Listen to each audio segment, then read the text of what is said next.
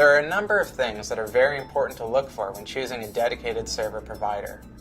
I'm going to outline some of them and briefly explain why it's important to not simply pick the first provider you stumble across on the web hosting talk forums. The first one is cost. While cost is often a factor, most people don't take into consideration the fact that cost differences between providers can be minimal in the long run and mean a world of difference as far as the service you receive. A $10 a month difference could mean that the slightly more expensive host offers 24/7 support from trained technicians, while the slightly less expensive host is attempting to staff their NOC on a shoestring budget.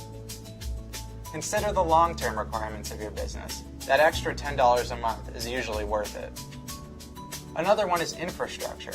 Before signing up with a provider, ask them about their infrastructure. You'll probably be extremely surprised to note just how many dedicated server providers don't operate their own infrastructure.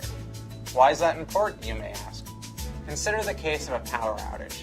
If your dedicated server provider isn't the one operating the infrastructure they're housed in, they're going to have to depend on other companies to fix the problem. That other company often has their best interest in mind, not yours. Before ordering a server, ask the host who owns and operates their power, network, and cooling infrastructures. You'll be glad you did. Network.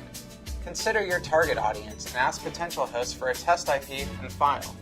QuadraNet provides a list of relevant test IPs and a number of files of various sizes for download testing. See the links for examples.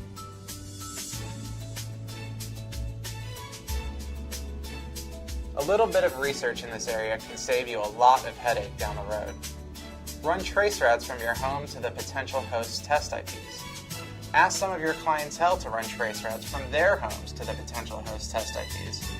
Looking at latencies and testing download speeds can mean huge performance differences in a real-world setting.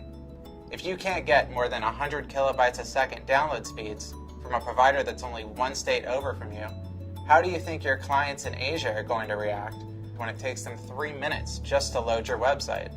There are a lot of great online tools that can run traceroutes to a specific IP from multiple data centers around the world. Before choosing a host, use one of those tools and run some test routes.